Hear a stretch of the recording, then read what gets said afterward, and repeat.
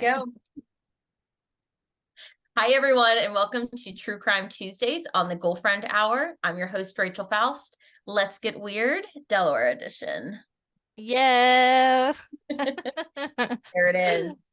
Yeah, so we got some interesting local true crime from straight from Delaware. Yes, these are So, famous, infamous. This is crazy stuff. I and was honestly, literally, like, wait, what were you gonna say? I was literally at one of the sites of the one I'm going to talk about today. Were you really? Literally in the area. Well, before we started true crime, I think we should just like very like lightly brush upon the fact that we are like smack dab in the middle of like a serial killer in Ocean City and then like a Yes. murderer on the loose, like possibly in like northern Delaware, like South Pennsylvania. We literally drove through there coming back from like the bachelorette party we were at, and like all of this stuff was like just starting to happen. It hasn't been like blowing up today that he's creeping around Longwood Gardens. They're catching him on these trail cams looking It's like just Bigfoot. not good. It's not good. Like I said to my aunt, I was like, I never thought I'd see the day where like we have two murderous criminals on the run that are headed straight for each other and we're in the middle. Like I'm like, this is great.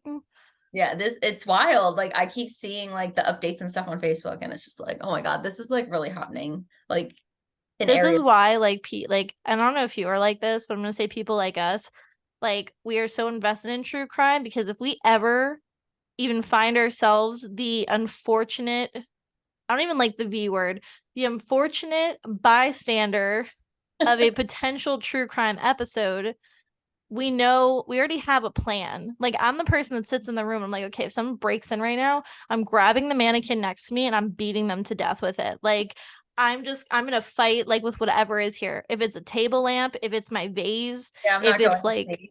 yeah, I'm not going down. And like if you come in my house, you better be prepared to go through an obstacle course because I have a toddler too. So I hope you enjoy Peppa Pig just absolutely crushing the tendon in the bottom of your foot. That's a good deterrent there. Yeah, yeah. And go for a ride in Peppa Pig's car right on the racetrack. You're gonna knock Yep. your head on something. I won't even have to fight you. You just have to make it through the PG Saw version of my child's Crap. playland. So, Oh my but God. anyway, without further ado, now that you guys know that we're smack dab in the middle of a shitstorm, I'm gonna let Rachel get into our Delaware true Potential. crime. All right. So my first one that we're going to talk about is Stephen Brian Pennell, who is also known as the Route 40 killer. So he was operating in Delaware in the 1980s. He was active between 1987 and 1988, where he murdered a bunch of women. And he was known to pick up hitchhikers along the Route 40 in Delaware. And that kind of earned him his name of the Route 40 killer. So I'm going to talk a little bit about his victims here in I got it on my phone. So Route 40 is, near Bear. So that's where Bear, Delaware. So one of his first victims was Shirley Ellis. And on November 29th, 1987, she left the Wilmington Hospital around 6 p.m. And she was trying to hitchhike on Route 40, and her body was found later on the roadside. And all of these, were more kind of like, sexually assault driven kind of things, where this one had said, she was partially nude, but there were no signs of assault, but she had been like severely like abused. So he had tied a string around her neck and was hitting her in the head with a hammer before she had died. Um, which is What? rough. So the second victim was Catherine DeMario, something like that. We're gonna apologize to anyone Yeah, that may know apologize for all this. these names. Yeah. On June 28th, 1988, it was about 7 months after the first murder. She was walking down Route 40, and at 6:25 a.m., construction workers found her nude body at a construction site. So he's pretty much like picking up hitchhikers, and killing them. And Which what year was this again? 1980. I feel like That was hitchhikers were like a 1988. 70s and an 80s thing. That's why I was asking. But literally, I'm driving in Milford the other day, and there was a guy on Canterbury Road, like just thumb out trying to get a ride. I'm Are like, you we're still serious? doing this? I've Yeah. never seen a hitchhiker. I've always wanted to Yes. see one. I wouldn't pick one up, so I'm like really sorry, but like I've always wanted to see one in the wild. Yes, I have seen them, and I'm just like, these, I'm like, either you don't care or you really need to get where you're going, because never in a trillion million years would I I was pick one just up gonna or say, like, you go must for have it. like truly like just abandoned any kind of like Yep. fuck because I just couldn't stick my tongue out and just be like, hey, I'm just gonna hop in this car Dude, I and freak just out about getting in Ubers. Like, we had to get in 2 Ubers over the weekend, and I'm just well, like, that's true. Technically, we're just like five. paying hitchhikers. Yes. Yes. I'm over here, I'm like, oh, I would never do that. And I'm like, oh, I just paid like $20 in Florida for a Uber. Yes. Which And so it's so hit and miss. remind me, there's like a story I do have to tell you because now that you said that, I was like, I don't even know how I forgot about this. I was on a business trip where I'm almost convinced that I was let go by a serial killer. And my aunt can literally attest to this because she was like legitimately like terrified. It was a whole ordeal. And yeah, I am not an Uber gal, and I'm on alert the whole time. Like the second one we got on the way back from dinner, I don't even think his headlights were on. We're going around all these like windy curves in Pennsylvania. I don't think his lights were on. He about hit a cat and a deer. I'm like, I'm pretty sure his like parking lights, his running lights were on. I don't think his headlights were even on, my dude. I'm I feel like, like I don't know. Oh, what just happened? I just like had like a heart attack or something. yeah.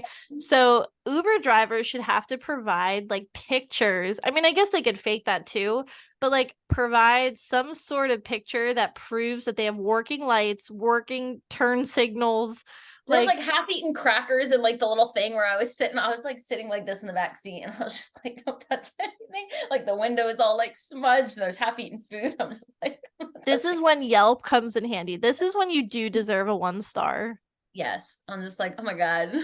Never again. Yeah. But half So the time, like if you're taking Uber, you're too drunk to care. So it was, yeah. I'm like, skeeved out.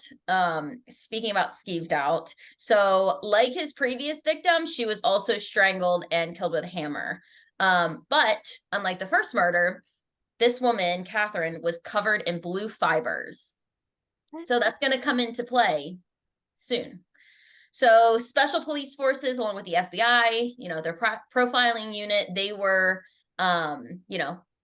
concluding that the serial killer was operating close to Route 40. So police and federal agents disguised as sex workers attempted to lure him and like gather some information to capture him. So, there wasn't any hits yet, but August 22nd, 1988, 27-year-old sex worker Margaret Lynn Finner, she disappeared. Witness had seen her enter a blue Ford driven by a white male near Route 13. So about 3 months later, her body was found near by a hunter near the Chesapeake, Delaware Canal, and her body was badly decomposed that they really couldn't tell if she was connected to this or not. They had to identify her with dental records. that's pretty bad. Yeah. So then another 2 days later, 22-year-old Michelle Gordon, she was a local sex worker known for frequenting Route 40. She disappeared again to a blue Ford. Okay. And on September 20th, her body was found on the rocks at the Chesapeake, Delaware Canal. She was drugged, and which caused her heart to stop before she was tortured. Oh, thank God. So Like, then, yeah, September 23rd, Kathleen Meyer disappeared, and a police officer saw her get into a blue Ford on Route 40 at 9:30 p.m. He was able to write down the license plate number, which turned out to belong to our guy, but her body was never found. what? With that, on September 14th, 1988, Renee Tashner, an undercover police officer posing as a sex worker, roamed Route 40 in an attempt to like catch the killer. And like that is like the most like ballsy thing ever. Like you I see give her kudos. those cops like episodes where they like pose as them and like Have you ever watched Miami Vice? no. Dude, you gotta watch Miami Vice. That's what it reminds me of. I'm like, they're wild. Like Like these female cops, that's what they do. They pose as sex workers and like they're brazen. And I'm like, that takes like, I mean, I'm just gonna say it takes balls of steel because I yeah. would be like I'd be like, shaking knowing them are getting into a car with a serial killer. you a cop? No. No. No. I would give myself away within the first 5 seconds. I'd be so nervous. I'd be like, I'm not a cop. I mean, I don't even know what cops do. Like, they don't, I don't. And then my badge would like fall out of like my purse. Exactly. It would All just be your stuff bad. starts falling out of you. I would be stumbling. I'd be like, that's not a badge. That is, You're still I, wearing your uniform. that's a toy. It's a toy from KB Toys. Okay. God. So after several passing vehicles, she spotted a blue Ford 7 times in 20 minutes. So she went That's to a a more lot. isolated area and the vehicle stopped next to her. So the driver was a white male, and she had noticed the floor was blue carpet. So those blue fibers that they had found on somebody else, that's where they were kind of appearing. On the So floors. yes, of his car. And I'm like, blue carpet, like, ooh. So the man appeared nervous and, not looking at her in the eyes, but, he still attempted to convince her to enter the car. So she refused, claiming that she was tired, managed to get some blue fiber from that car and get the license plate number. So, he was identified that the vehicle belonged to him, 31-year-old electrician, married, father of 2, no criminal record. What? Yes. That boggles my mind. Like how like what I just want to know what like provokes somebody to just start killing. It's just like, oh, by the way, I'm just gonna just start doing this now. I think of the spouses too. Yeah. Like spouses and kids, like you ever watch videos of like kids whose parents are like just the things that they say and they're like, I legitimately am like traumatized. Like, and I'm like, I can't imagine. Can't imagine. That's wild. Yeah. So they obtained a search warrant of the blue Ford, and so that they could arrest this guy. So while searching the vehicle, the prints matched the blood, the hair of the victims, as well as adhesive tape from some of the victims. A torture kit was also found, which included pliers, handcuffs, needles, knives, and restraints. So he was then arrested November 29th, 1988, a year after murdering the first victim. And so he was charged with 3 killings. He was eventually arrested and convicted for the murders, and he was sentenced to death in 1989. So he was in prison life, like there was no Did he actually see the death sentence? Like, because some people are like sentenced to death and they'd either die before or it gets changed. Yes. So prior to his execution, numerous reporters had asked him about, the location of, what was her name? Is this the one they never found? The one that they never found. Her last name was Myers' body. And he turned down every request to say where it was. Even when it came close to the execution date, he agreed to be interviewed by one newspaper with his lawyer present. During the interview, he revealed no new information or where the body was hidden. That's weird. Yeah. Like, I would just want to know, like, you killed all these women and you're really stupid to like leave behind stuff. But like they never found this one body and he just wouldn't. And now you're gonna play it. these games. Yeah. You're gonna play a game of like, I'll talk to one newspaper, and then you never revealed that. I'd be like, either, I don't know. I'd be a food person. I would be like, you want your last meal? Yeah. Like, give us the information, or like you can starve and then go to the death sentence and enjoy that empty stomach and eternal damnation. Yep. So on March 14th, 1992 at 9:49 a.m., he was executed by lethal injection, becoming the first person executed in Delaware in 46 years and the 165th person to be executed in the United States since the death penalty was reinstated in 1976. And his last meal consisted of crab cakes, steak, corn on the cob, French fries, bread, butter, and a soda. Oh, that makes me so mad. What would your last meal be? What would it be? Oh, that's a good question. Probably potato skins. I love potato skins. Like, I'm a Anything with French sucker. fries. Yeah. Any type Like, of potato. I've been wanting mashed potatoes so bad lately. mashed potatoes does sound good. I like the chunky mashed potatoes. Oh, yeah. What would yours be? Man, a last meal. I would have to go just like him, like crab cakes, like a crab cake and a big old fat Bloody Mary or something. Oh, I didn't even think about alcohol. I would have like a margarita. Yeah, like a fixins, like Bloody Mary. The Like, give whole. me a big old pitcher of just margaritas. Give me like some like Fleetwood Mac margaritas and like potato skins, and then maybe like a junior bacon cheeseburger. Okay. Sounds like really odd, but yeah. Chick-fil-A fries and a sweet tea. Oh, that Mm, does sound. See, I feel like I would be like so indecisive, and they'd be like, you know what? It's the electric chair. You yeah, get they're nothing. all over the place. All over the Enjoy place. this Popeyes biscuit with no water. Yeah. They're like, actually, we forgot and don't care about your meal. Have you seen Nefarious? Mm-mm. You have to watch it. Okay. I can't say what I wanted to say because it had to do with like a last meal, but the scene killed me. It ripped my heart out and fed it to me straight. It was like so sad. And I was like, oh my gosh. I'm like, if Rachel hasn't seen this, then you have to watch it. Okay. It's really good. Yeah, so that is our like most, we might be on to serial killer status now, but the guy on the run right now hasn't killed anyone. He's just on the run. But this guy was like, Delaware's kind of serial killer. Yeah. Wait, I thought the guy that's on the run did kill somebody. He did kill some of it. It's not like he's seeking out like more people to kill. He's just basically escaped and on the run now. He killed somebody Just in don't tell Brazil, on him. and then he killed his like girlfriend or something. She was gonna turn him in. Yeah. So like, yeah, just And then he escaped from prison. So that's kind of, y'all need to fix that.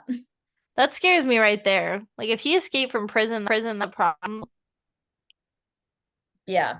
That's yeah. I don't know. And then the guy that's like in Ocean City, that's like a rough one. Did you see that ring cam footage? No. It's like really confusing because when you first see it and you don't know the context behind it, you're like, just kind of looks like an ex like a boyfriend that's now an ex-boyfriend getting kicked out of his girlfriend's house. Cause like he's got like his shirt in his hand and he doesn't have like a shirt on and he looks like agitated.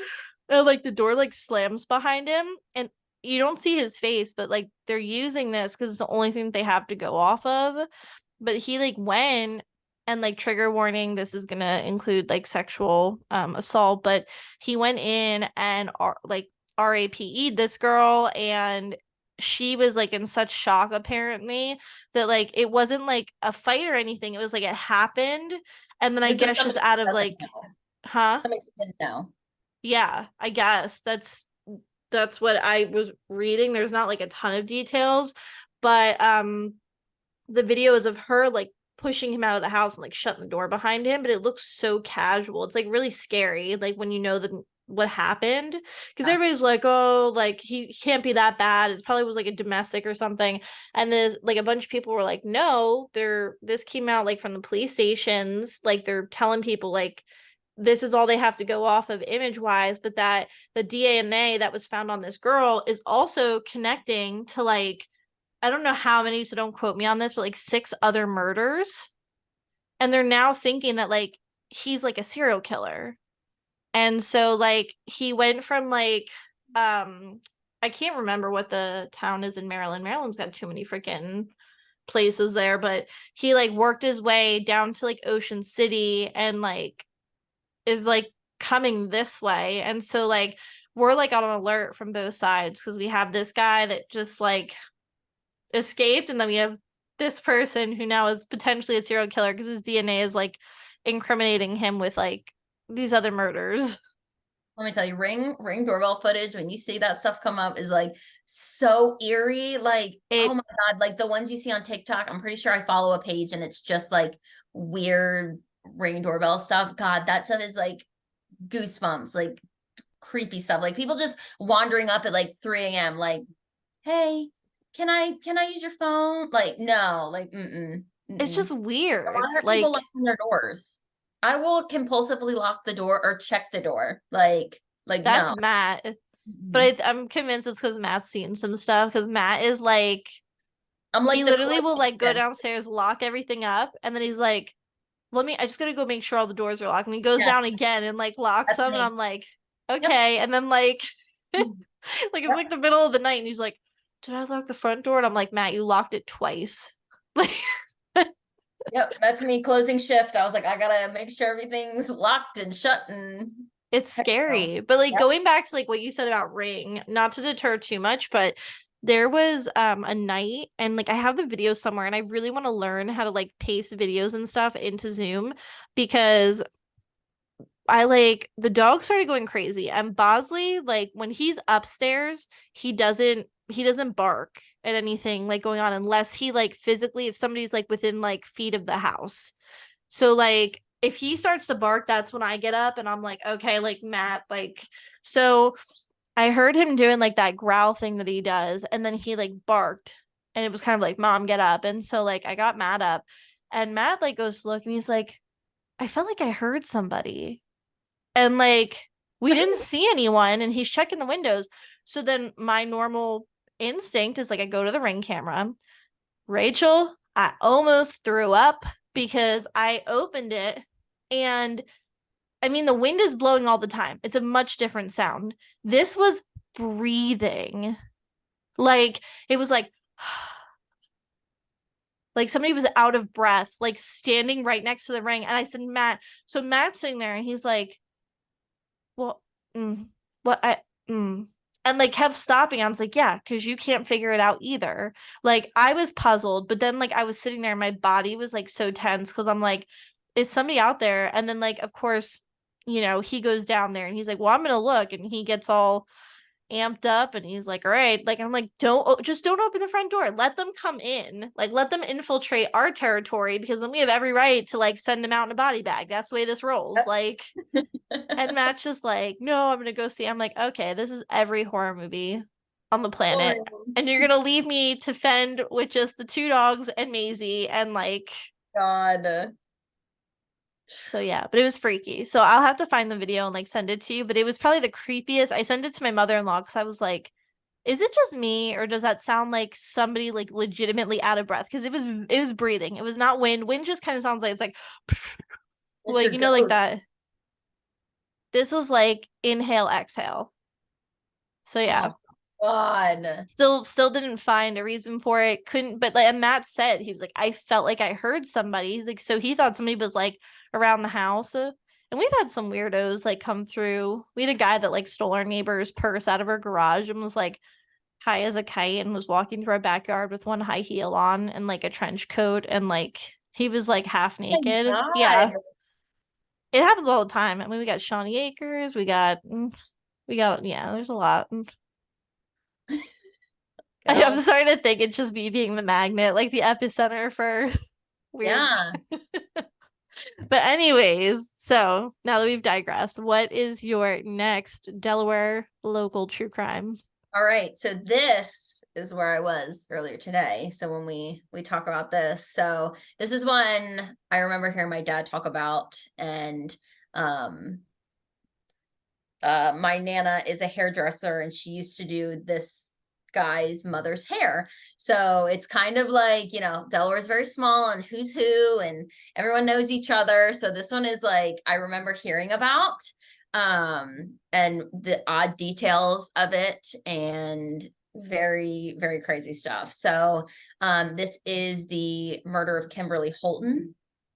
She was a 16-year-old who was living with her foster parents. Her real parents were kind of in and out, drugs, things like that. So she had difficult childhood, moving in with different relatives until she was with her foster parents. So she was in her 3rd year at Dover High School, and she had been living with her foster parents for about 2 years at the time of the incident. So her foster mom saw her on the night of September 29th, 2003. And it wasn't uncommon for her to run away and come back. But this time, sadly, she did not come back. So she was reported missing on the next day. And then on October 8th, a couple on their boat found Kimberly's decomposing body about 4 miles off the New Jersey coastline. She was bound with duct tape and had a chain wrapped around her feet. Just horrible. So the autopsy confirmed that the fractures on her skull, and the medical examiner theorized that it might have been from a fall from a great height. She was identified with her fingerprints, which led her back to here since they found her in New Jersey. So the chain is where they kind of started. It was wrapped around her. The manufacturer of the chain led them to a local hardware store in Dover. And so, which sold those chains, which would be the Lowe's, right there by Chick-fil-A and Sam's Club. My favorite Lowe's. I was literally in that parking lot today, and we'll talk about the little sketchy motel that's right there. Oh my gosh. So I was literally I was there today at that Lowe's in that parking lot, in view of I've always said that it looks like sketchy shit goes down at that hotel. Oh, are you kidding me? Just watch it for 5 minutes and you're like, true. Yes. Yes. So they looked through security footage, and they, oh my gosh. Sorry, there's FaceTime coming through. Even though my phone is on do not disturb and all those things, it's fine. So they looked through security footage. They realized that the chain and some cinder blocks were bought by 2 men on September 30th. So they saw that video and put it out to the public so that they could maybe, catch who these 2 guys were. So one of the 2 men from the footage came forward. He told the police that he was there with a friend named Jacob Jones, and he was told to pick up those things because they were going to build some workout equipment, chains and cinder blocks and, some good old just pulling cinder blocks with chains. Yeah. So Jacob Jones was a 20-year-old studying at DSU, and he was the boyfriend of Kimberly's foster sister. So he was studying aircraft and a part-time instructor at the Delaware Air Force Base. And so there was, just some connections where it was just what's kind of going on between this guy and, the foster sister, Kimberly. So Kimberly and her sister did not get along, the foster sister. And, there was just some kind of weird thing with them.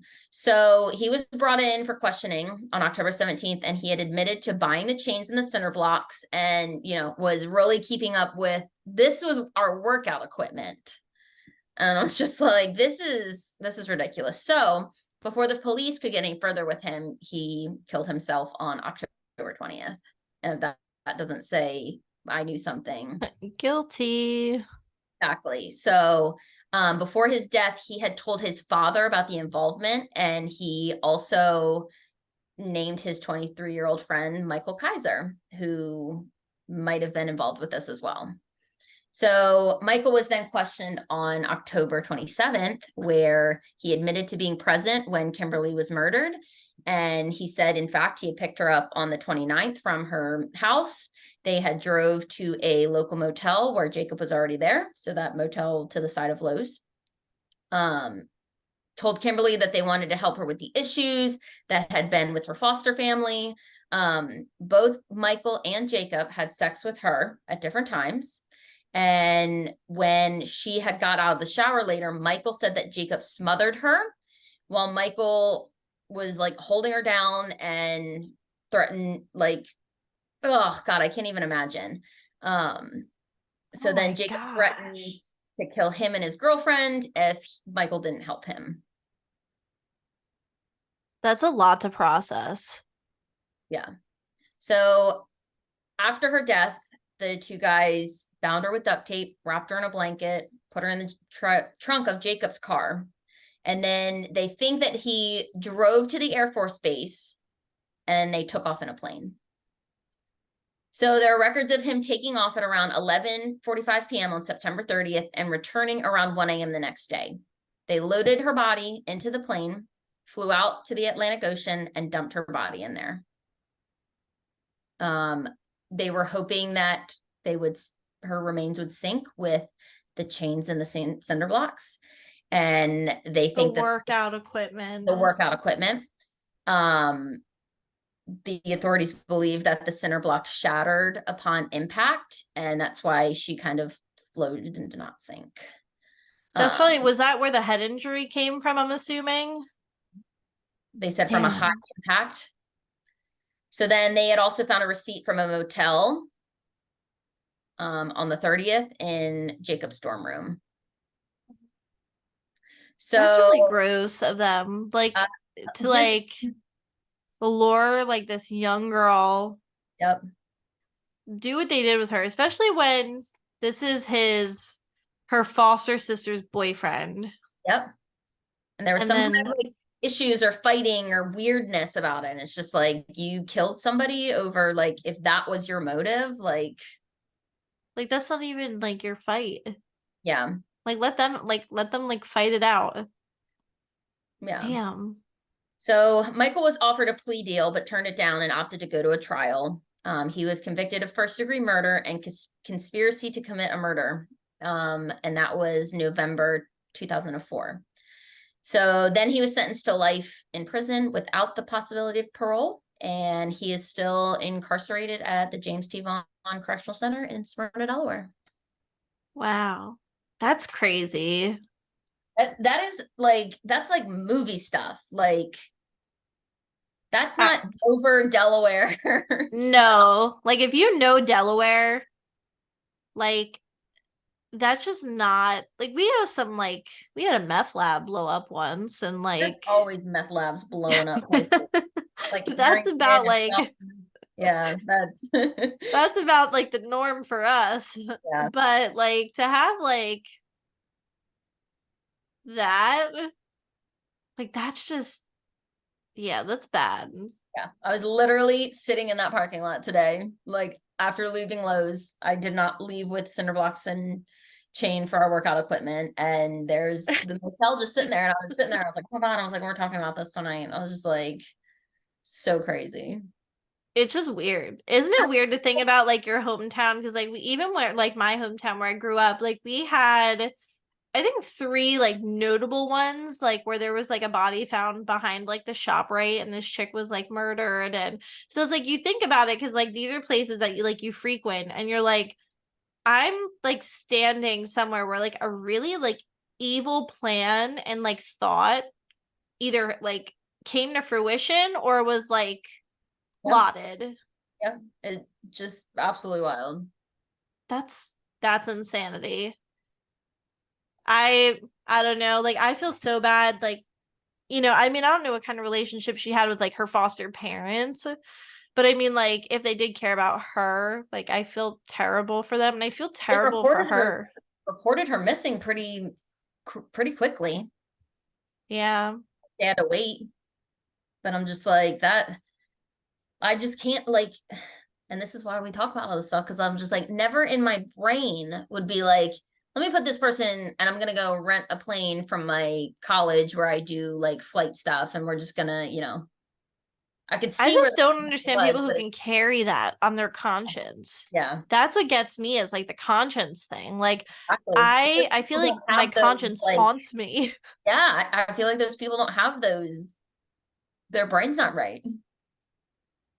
Yeah, that one left me a little speechless. That's terrible. And it's just like, still, like, even like that was 2003, like there were still cameras. There are cameras everywhere. So I'm just like, I don't understand people who still like commit these crazy things. Like there are Ring doorbells everywhere. People have cameras all over the house. Like, it's just like, But they It's think like, oh, if I buy this with cash, or oh, if I like, they will trace you. Like there are Mhm. eyes and ears everywhere. And if you don't know that by now, and like not to get into conspiracy and that whole thing, but truly, like, I mean, the government, they see and hear everything that you do. There's a reason for that. Like instances like this where I think like there's been enough crime at this point that like they're like, yeah, it's probably smart if we pretty much bug every electronic on the universe, because my dad's always like, leave your phone at home. Like that's his your dad literally kills me. Like leave your he's phone at so home. funny. Don't talk about it. His name's Ronnie, right? Yeah. Shout out Ronnie. And then if you didn't know, our super fan Nana, that's Ronnie's mother. So it only makes sense that like the two greatest people on the earth are related. So shout out to Nana and Ronnie. Hey, she's been waiting. She's been checking the YouTube because she's been waiting to see Yes. watch it. She was Oh, like, tell I me gotta like, did I not upload or I've been so bad with YouTube. I am like literally terrible. You know, and I should because tell my mom Morgan is I'm always waiting. yelling at me. Huh? She said, tell Morgan I'm waiting. I'm so sorry, Nana. I have to get better with YouTube. I will admit that. Like I have been To totally watch it. neglecting Yeah, Facebook and YouTube. she likes to watch it. I'm like, you can listen to it, but she gotta watch it in between Judge Judy and Law and Order. I guess I am behind because I was like, oh, I thought our last one was Lake Lanier, so I do have to upload it. Because we shouted her out in the last one Yeah, too. Okay, so we're shouting you again, Nana. So you're gonna have 2 episodes to catch there you up on, go. and you're getting shouted out in both. And Ronnie. Ronnie's getting a shout out. Hey, he was trying to get us the lawyer who was on this case. He was totally like passion driven the Yes, minute like you mentioned you're like, hey, I yes. need you to, and he jumped right in. He's like, all right, this is what I got for you. And I was like, So this he is knows the it kind of all. energy we need in our Yes. lives. The line of work, he knows it all. He's seen this guy. I wonder what he looks like. Like a nerd. Do you want to see a picture of him? Yeah. Show me a picture. Is Uh, it like okay, so this was the guy that killed himself, Jacob Jones. he looks like a coward? I'm gonna say that. If you honestly do something like that and then kill yourself, you're a coward. I said what I said. Let me see this gem. He looks like the guy. Have you ever seen the guy that does like he's like Reese's Pieces? Like, and he's like, what's his name? Oh my, I'm gonna send you that video too. There's her. Oh, Oh, I hate the background just always. Oh, there we go. Yeah, I can't see that. I'm gonna take your word for it though. man. These people are so stupid. I can't. That's what I have to say about that. But he, my dad works in the prison system here, so he sees a lot of inmates, and he saw Michael Kaiser, and the guy was like, I know you. And he was like, yeah, I know you too. And he was like, your mom did my mom's hair. And he's like, cool. Like, Wait, oh my God, why didn't I piece that together? So yeah, Nana, Nana, yep, Nana. yep, did his mom's hair. Wow, my light bulb just went off like super delayed. All that like small stuff. Everyone knows everything and Oh everyone. my gosh. Was Nana like totally floored? I don't know. We'll have to call her after this. We're We gonna ask will. her. That's crazy. Wait, you should call Nana live. You should call her live. Let's get her if she'll answer. All right, we're gonna call Nana live and get her thoughts on this. I'm gonna be like, you're on right now. She's gonna be all Live. she's not gonna answer and I'm gonna freak out. Oh, hi. Guess what? I was talking to Sue. What? You are live on the podcast right now. So Hi, Yeah. Nana. yeah. Hey, Morgan. Yes. Hi, Nana. I was telling Rachel I will update our YouTube pronto. I've been slacking. Well, you better get them. I like watching them. You right, got so it. The real reason we called you is we just talked about, we're talking about local Delaware stuff, and we just talked about Michael Kaiser. Yes. So tell us what you know about this. He had killed the girl and threw her out of the airplane. Mm-hmm. And his mother used to work at the commissary, and I used to do her hair. And he's been in jail ever since. He's got life. Yeah. Were you floored when you like heard the news? Absolutely. And yes, in fact, the mother was so embarrassed that she quit coming to me. She didn't let me do her hair anymore. She was that embarrassed. Well, I Oh, bet. You know, she went to somebody that didn't know who she was. that's so sad though. It is, because she really liked the way I did her hair, and all of a sudden it was just poof. Because, you know, I was the best. I was gonna say, I don't think her hair ever looked like that. It never looked that good ever again, Nana. There it is. Oh, Look at that sweet face. We just adore you. Oh, we're getting It was a breaking up. a connection here. Oh, there you are. You're coming to Rachel's party Friday night? I am. I don't even care. She's on podcast, aren't she? She needs to know you're gonna Yes, absolutely. Okay, I can't wait to see you. I'm gonna be glued to your hip. Yes, I'm excited. I will be more than happy to have you glued to my hip. All right, we just had to get the first hand account from the woman who knows it all, knows everyone. I'm making good meatballs. All right, we're gonna get back at it. No, don't hang up. All right, we gotta get back at it. All right, bye. Bye. I literally love her. She's like such a sweet little cherub. I just want to like pinch her. Hilarious. Like that was the funniest thing. Just it's sad though. It's so sad. Like I just can't imagine like knowing somebody in real life and just being like, oh, your person that's connected to you just killed somebody in a very heinous way. Like my brain could never like get past that. yeah. Yeah. And like yeah, I don't Like it's the just crazy. only one like that's kind of close. There's out near the base, Port Mahon, which like Little Creek area. There's like, you know, water and everything. There was a girl that we went to church with. You know, this was, you know, we were like in our 19, 20 or so. She got, you know, tangled up with some wrong guys, and we're doing a drug deal gone wrong, and they were going to rob this guy. So she lured him out to this place, and there was a guy waiting for him and shot the guy that they were luring out there. And I remember seeing that name, and I'm like, how do I know that name? And I was like, oh my God. I'm like, I know who that is. I never thought I'd be able to use this line ever again, but ma'am, that was not very Christian of you. Exactly. Okay. 2 times. You can't you cannot attend church and then have somebody like you can't put a hit on somebody. What Yep. is that? She was just the one that lured the guy out there. And then they had, of course, her phone ping there, all the text messages. That's why my dad says it. Leave your phone at home. Don't put it in writing. Like, I mean, at this point, we probably have like a tracking chip in our ass.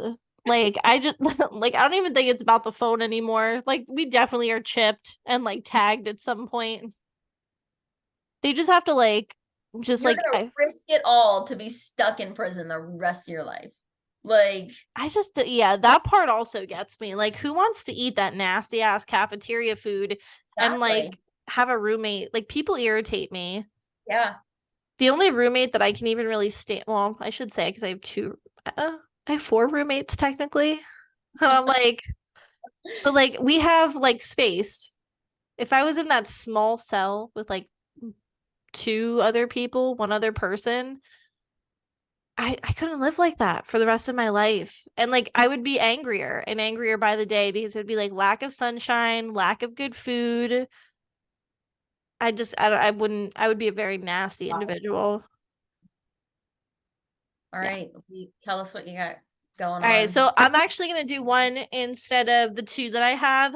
So this way we don't go too crazy over our time limit here. Hey, But we can this one's always a do good one. another one, This depending one's, on which one huh? you. I'm gonna do Capano. Okay, yeah, save the other one because I have Delaware ghosts, so we could do that one. Kind of ties in. Okay. You're Because I feel so I was gonna text you and I literally had the text drawn up and completely forgot. I went to Walgreens today to get Maisie some stuff and they had at the register 2 books. You saw them? yes, I think I I was have. gonna buy them and I was gonna be like, this could be like fun to like read for the podcast. I'm like, I think I have one. I'll have to look. okay. I I have a lot of Gettysburg books, but I don't I don't have a lot of Delaware haunting books. So I was like, this could be probably helpful. Yeah, I heard your one story when we did the ghost tour of the green. So yeah, Yeah. and when we talk about Delaware ghosts. So we'll save the other one Yeah. because that one's like an old one. Yes. Okay. Yes. All right. So we'll save the creep one. But this one is about a gentleman who was very well respected. His name was Thomas J. Capano. And he was a former deputy eternal. Oh, let me try that again. Former deputy attorney general of Delaware. It's a mouthful. And in this one, unfortunately, justice was served, but at the same time, not served on the flip side of things because the body was never recovered of his victim. So Mr. Capano, he basically he had a wife, but he had a very bad habit of having mistresses. And it was not one mistress, it was not like 2 mistresses. Like he just had a very bad habit of like a lot of mistresses. So I'm gonna say his 2 main mistresses are gonna be The main side chick. the main, yes, the main can they even really be sides? They're not the entree, but they're like yeah, I don't know what to call them, but they're the mains. So the victim here is a woman by the name of Anne Marie Fahey. She was 28 years old at the time of her death.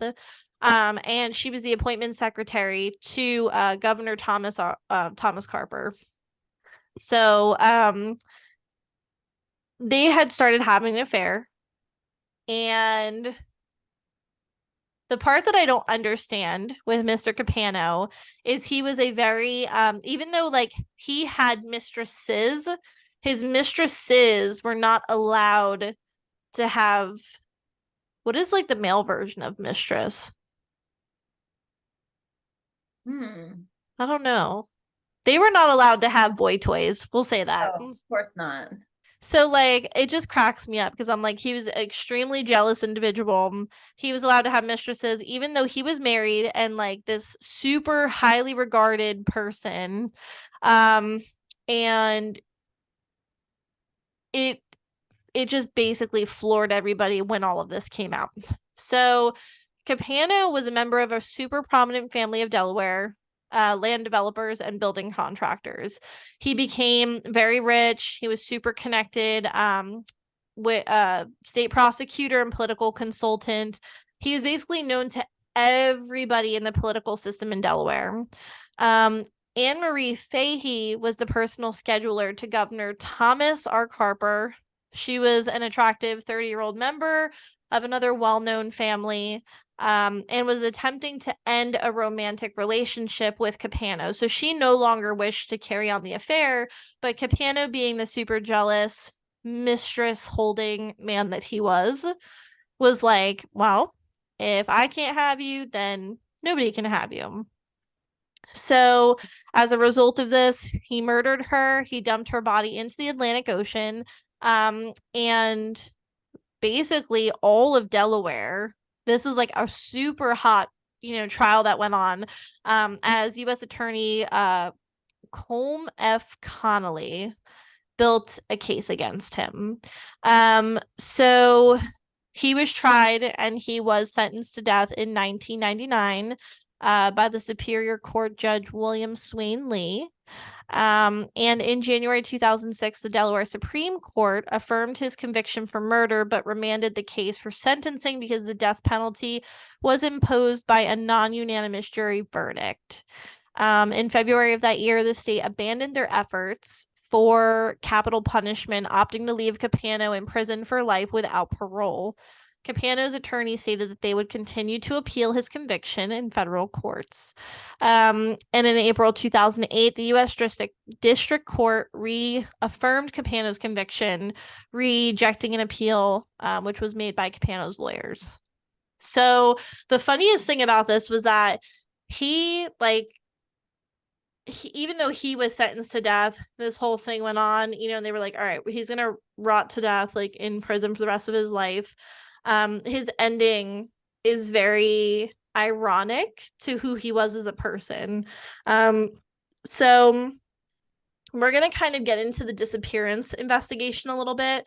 I'm going to read a little bit of a synopsis here. So basically, Anne Marie Fahey, which we discussed, was the scheduling secretary for the Governor Carper. She was last seen alive on Thursday, June 27th in 1996. She went to dinner with Capano in Philly, and then Fahey's family reported on June 30th, 1996, that she was missing. There was an extensive investigation concerning her disappearance that ensued, and the investigation culminated in November 1997, over 16 months later, in Capano's arrest for her murder. Fahey's body was never found. However, the state was unable to establish the precise manner by which Fahey died. So there was really no closure here. What I was super interested when I was reading this to kind of get into was how they came to the conclusion that it was Capano who was the one that murdered her. If her body was never found, what kind of evidence did they piece together to kind of incriminate him? So Fahey's disappearance was a mystery for a considerable time before Capano was charged with her murder. Capano, who was the last person to have seen her alive on June 27th, 1996, was an early suspect in the investigation by the Wilmington police. By mid-July 1996, the FBI actively joined in the investigation, and a federal grand jury heard evidence for over a year. In September 1995, Fahey met Michael Scanlon while she was still involved in the relationship with Capano. After a rocky beginning in her relationship with Scanlon, she fell in love with him. Capano murdered her at the house he rented, and with the assistance of his brother Jerry Capano, dumped her body in the Atlantic Ocean. Jerry Capano owned a boat, and when it was sold, its 2 anchors were missing. Detectives suspected that the boat's anchors were used to weigh down Fahey's body. On November 8th, 1997, Jerry Capano was interviewed by detectives and told them that Thomas had asked for the boat, and then admitted to Jerry that he had murdered someone who was attempting to extort him. They went to Stone Harbor, New Jersey, which I was like, this is crazy because I've been there, with a large cooler that contained Fahey's body, as this type of cooler is frequently used by fishermen. It was not considered suspicious. I mean, I get it, but at the same time, I feel like if I ever see somebody buying a cooler that big, the true crime in me is going to be like, what are you doing with that? Is it really for fish? Is Exactly. it? But the Capanos went 62 miles out to sea and pushed the cooler overboard. However, it floated even though they shot the cooler. Thomas retrieved the cooler, took the body out, and wrapped the anchor chains around it. Jerry then was asked to help dispose of a blood-stained sofa and carpet in a dumpster. So they just tossed it into a dumpster.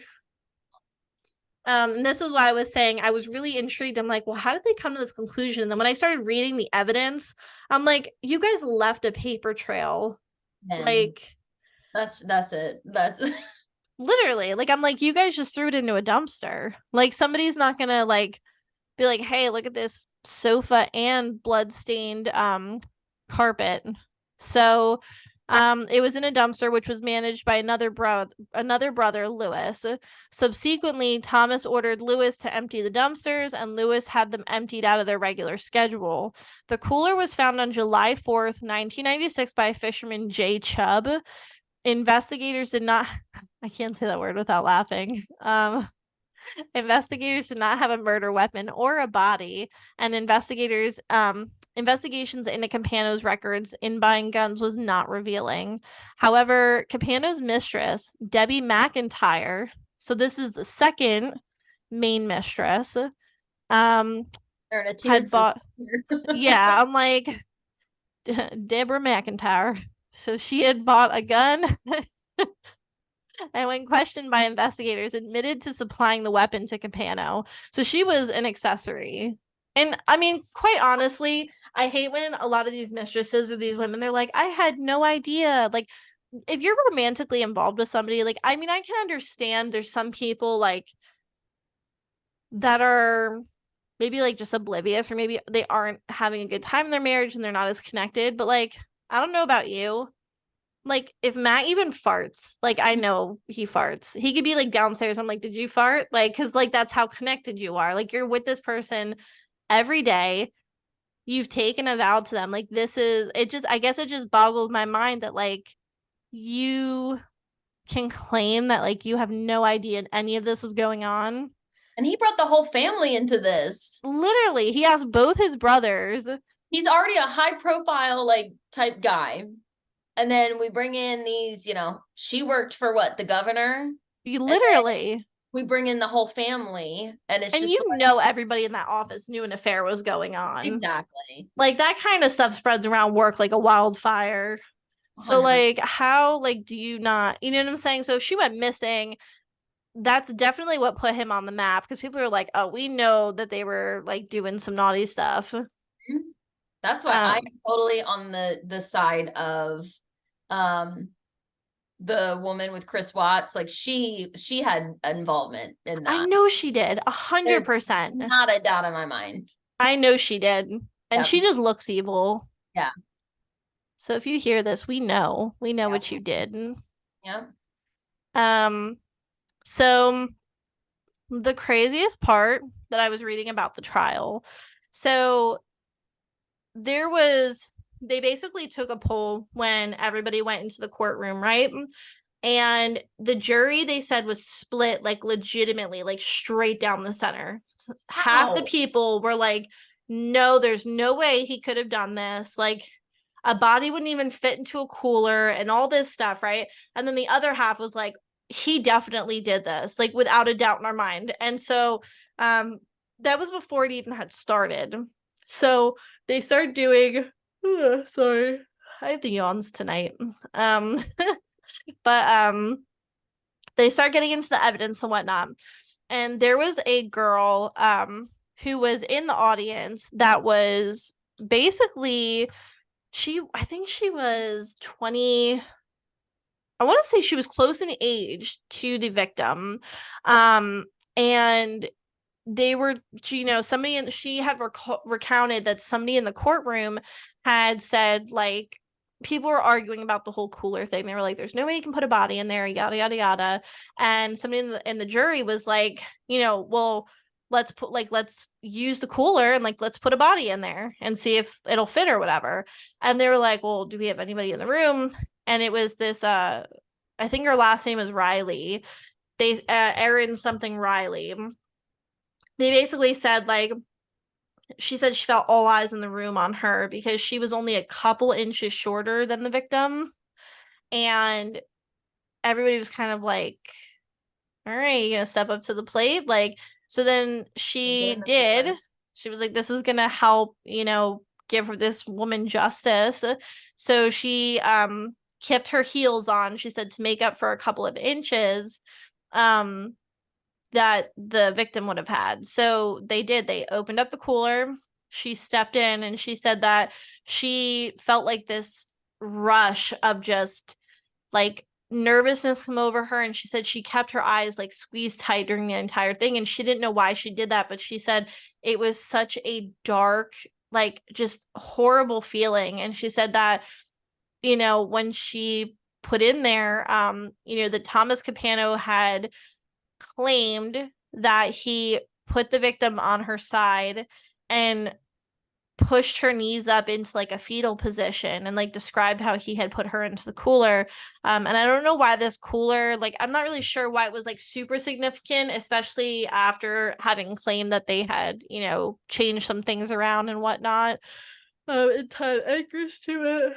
But And they used the actual cooler. Like she got in the one. I don't know if it, so Was it that's where like I needed a- clarification. I don't know if it was the actual cooler or if it was one that was like a replica, but she like said that she had like such an emotional reaction to it, so that when she got out of the cooler, she literally walked to like the back of the room and began like immediately sobbing. And she said that like she just started to talk to the victim, like praying, and was just like, I'm so sorry that this happened to you, like I'm so sorry, and like was just like hysterical. And she's like, I can't imagine, you know, what she felt or what, you know, and whether she was dead or not, or, you know, whatever was going on. She just said like in her mind she was so distraught, and it was so emotion evoking that I think it was like 5 to 7 women in that courtroom changed their side and was like, he did it 100%. And so the cooler moment was just so significant in this trial. And I'm not really sure kind of why they were harping on it to begin with. If they, I mean, regardless, the boat was missing 2 anchors. So whatever they did with her, I mean, there's enough to incriminate them that they did it. I was just trying to look at like pictures of like everyone. Yeah, it Anne was like Rule, she's the one. She was wasn't she Bundy's friend? Anne Rule. She writes all like the true crime books. She wrote a book about him. really? I Yeah. have to read that because this Yeah. case honestly was very interesting to me because he was like a very political figure, and like we all know that in politics some shit goes down and it usually gets covered up, but like this was like a very high profile case because it involves somebody very well respected from a very wealthy family in Delaware.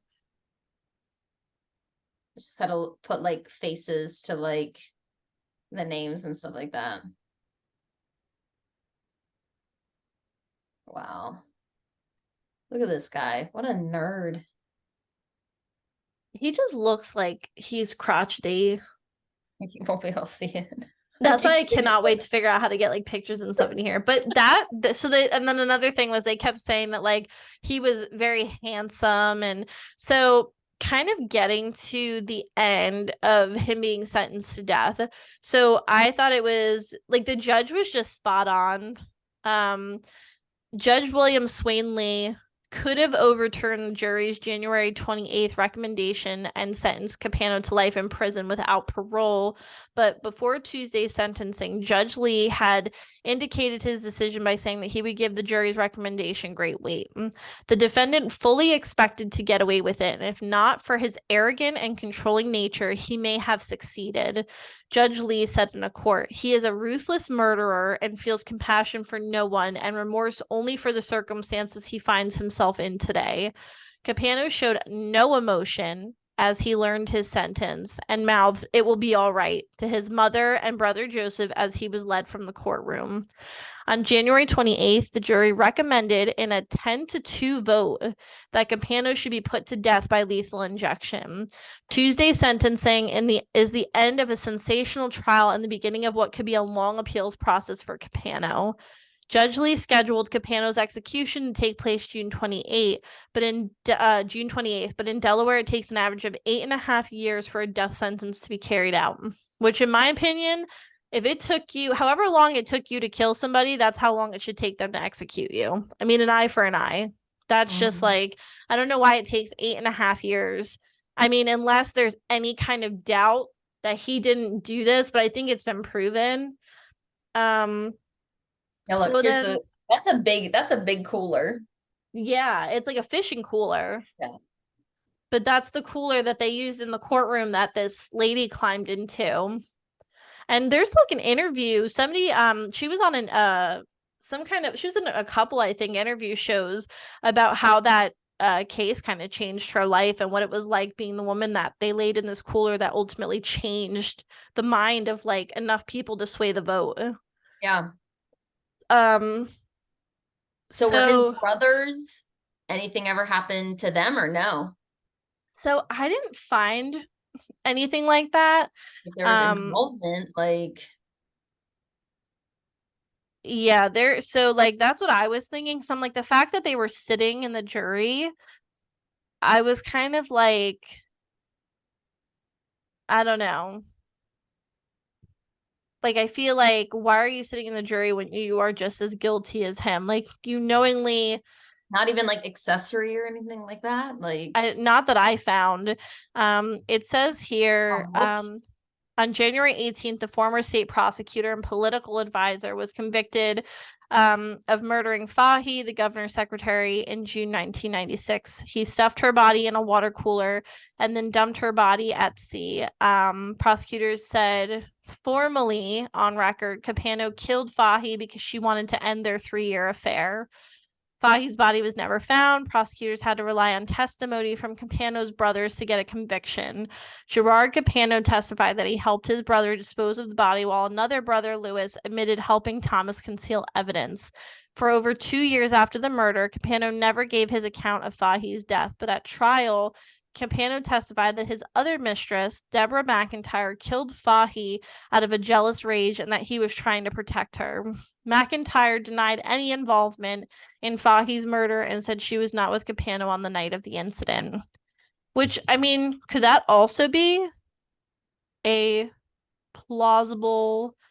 Because I could see mistresses getting, I mean, if you got all these mistresses, I feel like everyone's guilty. yeah, like I'm like, you guys should all just be sitting there beside him for lethal injection at this point, because you're just as bad. Exactly. But yeah, so during closing arguments in the penalty phase of the trial, Capano refused to admit to Fahy's murder and told jurors he was not going to beg them for mercy, but he asked jurors to spare his life for the sake of his family. So this is the part that made me physically ill, because like a true psychopath, he played the family and kids card to the jury to evoke like emotion and empathy. That's like such a manipulative thing to do. And this was literally what he said to them. He was like, I'm not going to ask you to sit here and beg for my life, Capano said. I do ask you to consider my daughters, my mother, and the rest of my family. For their sake, I do ask that you let me live. During the penalty phase of the trial, the Fahys testified that Capano not only ended Anne-Marie's life, but also cheated them of an opportunity to bury her. Prosecutors argued that the gruesome nature of Fahy's killing and Capano's attempted cover-up warrant his death by lethal injection. In addition, the judge also had to consider evidence that Capano planned Fahy's murder. Prosecutors said he purchased a gun a month before the slaying and asked his brother Gerard about the use of his boat. During the penalty phase, the state also attempted to prove a pattern of behavior in Capano by using evidence that he solicited the beating of a former love interest nearly 20 years ago. Linda J. Marandola told jurors he stalked her for months after they had 2 sexual encounters in the late 1970s. And according to Marandola, she eventually spurned? I don't know what that means. Spurned Capano, and he hounded her so much that she finally had to leave Delaware. Attorney James S. Green, I'm going to mess this up. Marandola's former boss and Capano's friend testified that Capano told an FBI informant he wanted Marandola hurt for rebuffing him. The Fahys have filed a wrongful death suit against Capano and his brothers for their involvement in the attempted cover-up for the murder. So the family is definitely seeking retribution, especially from his brothers, because obviously they're just as bad. But I didn't see anything in my research on did they ever get punished or, but yeah. That's crazy how you wouldn't get something like, yeah, I was there, helped, you know. I swear my nose is so congested right now. I was like trying to get words out and I'm like, what's happening? But yeah, so I mean, I feel like that's just really messy. And like, Yeah. especially like when I got towards the end of like some of the statements and the research, what boggled my mind the most too was that nearly 20 years ago, like he beat the crap out of an ex-girlfriend. So he has very like rageful, jealous, like behaviors. Yeah. And this girl just was smart enough to be like, hey, like I'm moving and I'm leaving. But I don't want to say smart enough because some girls, like, I don't think that they truly know somebody is as dangerous as they really are. Yeah. But like she was like, all right, this guy's like stalking my life and he's probably gonna kill me. So like I'm gonna move. And she got away. But how are you that somebody that like is that high profile and just nobody notices red flags? Yeah. So Uppity, rich people, high profile. They think they can just get away with it. Epstein, that one gets me. Yeah. But that's like a perfect example of somebody that's high profile, but it happens all the time. I mean, it's sad to say it, but if you have the money and you have the power, those are the two perfect ingredients for a perfect cover up, and it's awful. Yep. So, but yeah, so that's if you want to dive more into it, the case, I guess, again is Thomas Capano.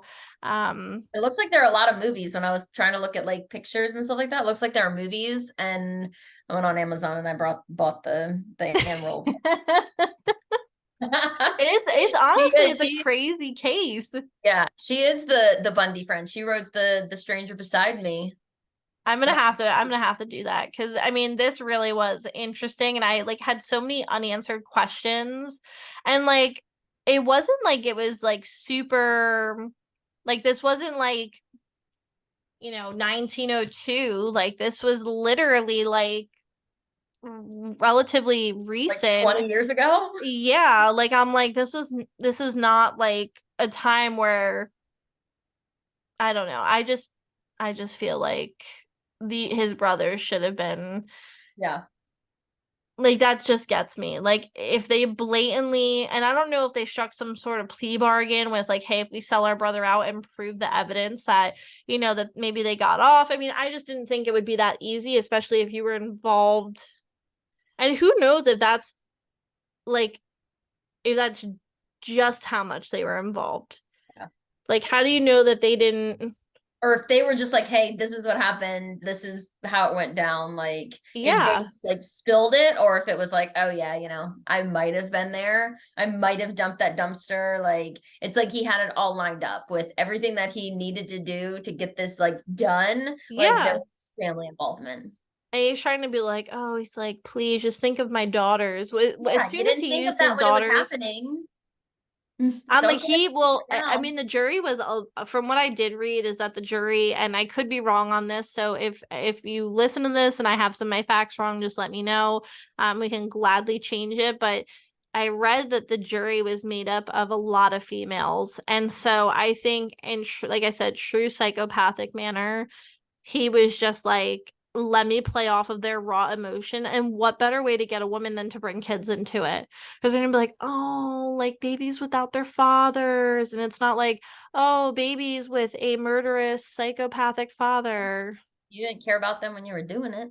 Yeah, exactly. Exactly. So yeah. So, if there's movies and stuff like that, I missed that part, but I may have to watch one of those too. But it's a great case. I think all the cases we talked about today were. This was a good one. And Nana made a guest appearance. Yeah. So I mean, this is a great episode, guys. You better see this one through because we got some treats for you. Heck yeah. All these people, you need to listen. I still want like people to tell us their like creepy stories. Like I want to hear creepy stories. I don't know. Honestly, so thinking about, because you got my brain churning when we were talking about Ubers earlier, I would love to do like a true crime episode of like write into us about like your worst, like your like true crime Uber encounter, because I literally have one. Weird stuff. Like I just want to hear people's like crazy firsthand weird stuff. I'm gonna put it on Facebook and be like, please send us creepy stories. Yes. What happened to you, or like. And if you're listening to this on Spotify, we have a spot for questions and answers and we have like there's like things on the Spotify that you can kind of contribute to. So you know, feel free if you want to send it to us that way, or if you want to send it to us at theghoulfriendhourpod@gmail.com. You can send submissions nosy. there. I want to hear people's crazy stuff. Give us all your like near death encounters, because we know I feel like somebody. you have given us enough in every category of crazy things. So I'm telling you, I feel like the people. my Uber story tops the cake, dude. That was the one time in my life I like genuinely had accepted. I was like, I'm either gonna tuck and roll out of this car, or like this guy is gonna kill me. My Like, God. it was wild. And my aunt legitimately thought I was dead, because like it was just it was bad. It was bad. And it happened like when I was really far from home on a business trip. So like I was by myself, and I should have known better. It honestly was a really like, I was like that stupid girl in a horror movie that was like, is anybody there? And it's like, yeah, a murderer. Like that was like my brain cells just, I don't know what happened, because like That's being the a true quote. crime junkie and like a horror movie person. Is anybody there? Yeah, murderer. That that's literally my life. Like I don't know what, all my common sense went out the window. Oh God. So yeah. So it was a time. So I'm telling you, we should get like near death Uber stories, Yes. because that can get kind of weird. Or even hitchhike. If you were ever a hitchhiker and you survived to tell the tale, or had some kind of crazy experience, like any true crime incidents that you survived. I want to hear them. Or like, I ever see the TikToks with people's parents who are like, oh, my mom was like rode in Ted Bundy's car and she survived. Like, I want those kinds of stories. Even if it's your mom, submit your mom's story and then we'll bring her on. Like, Yeah, I want it all. We'll put something on Facebook, see if people send anything in. Okay, I'm gonna do the same thing. I want to read creepy people's, or not creepy people's creepy story. And I want to be afraid to like go to bed at night. So like really scare us. Yes. But okay, as we wrap up this session, go ahead, Rachel, close it out. Let's get weird.